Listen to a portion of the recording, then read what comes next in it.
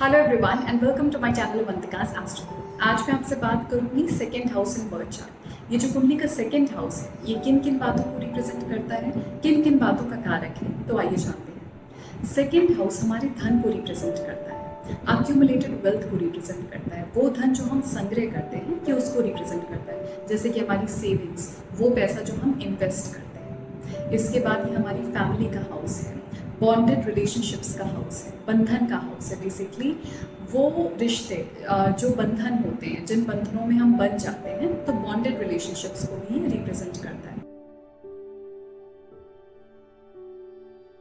अगर कुंडली में दूसरा भाव एक अच्छी स्थिति में है तो वो ये दिखाता है कि हमारा पारिवारिक सुख प्रोटेक्टेड है, विच मीन्स हमें पारिवारिक सुख मिलेगा before and after marriage as well. लेकिन उसी जगह अगर ये भाव ज़्यादा पीड़ित हो जाता है तो ये दिखाता है कि हमारे पारिवारिक सुख में कमी आ जाती है और हमारी फैमिली लाइफ में बहुत सारे स्ट्रगल्स होंगे, विच मीन्स वहाँ पे फुलफिलमेंट नहीं होगा। इसके बाद ये भाव हमारी वाणी को रिप्रेजेंट करता है, हमारी स्पीच को रिप्रेजेंट करता है। टेक्निकल साइड ऑफ स्पीच, मतलब कि हमको स्टैमरिंग के इश्यूज तो नहीं है, या हमारी स्पीच क्लियर है या नहीं, ये सारी चीज़ें सेकेंड हाउस से देखी जाती हैं। और हमारा एक्सप्रेशन कैसा है, विच मीन्स हमारी बोली कैसी है।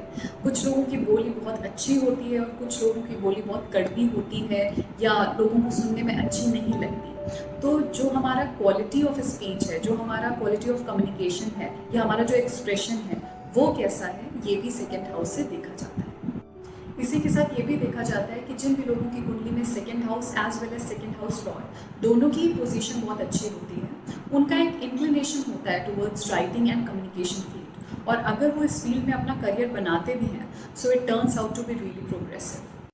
अगर कुंडली में सेकेंड हाउस और सेकेंड हाउस लॉर्ड दोनों ही बहुत अच्छी स्थिति में है, तो ये बिल्कुल दिखता है कि नेटिव अपनी लाइफ में अपने कम्युनिकेशन के बेसिस पे ज़्यादा प्रोग्रेस करेगा। हो सकता है वो कम स्किल्ड हो, लेकिन उसका कम्युनिकेशन इतना अप्रोप्रिएट होगा, इतना इन्फ्लुएंशियल होगा कि उसको पता होगा कि लोगों के साथ कैसे लोगों बनानी है, कैसे अपनी बात रखनी है, कैसे लोगों को पॉजिटिवली इन्फ्लुएंस करना है।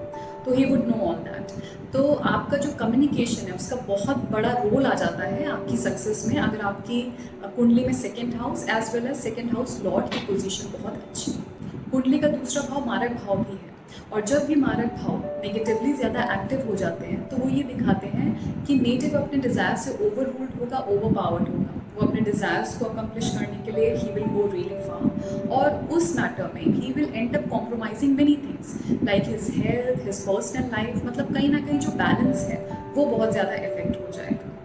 और उसी जगह अगर कुंडली का दूसरा भाव पॉजिटिवली एक्टिव है, विच मीन्स वहाँ पे शुभ ग्रह बैठे हैं या शुभ ग्रह की दृष्टि जा रही है और वो प्लैनेट्स भी राइट स्ट्रेंथ में है, तो नेटिव अपने डिज़ायर्स भी अकम्प्लिश करेगा, लेकिन बैलेंस को भी मेंटेन करेगा। मतलब कि जो aspects like health, personal life, इन सारी चीज़ों को कॉम्प्रोमाइज़ नहीं होने देगा। उसको पता होगा कि everything is important to maintain balance in life, तो वो अपनी लाइफ में बैलेंस बना के रखेगा।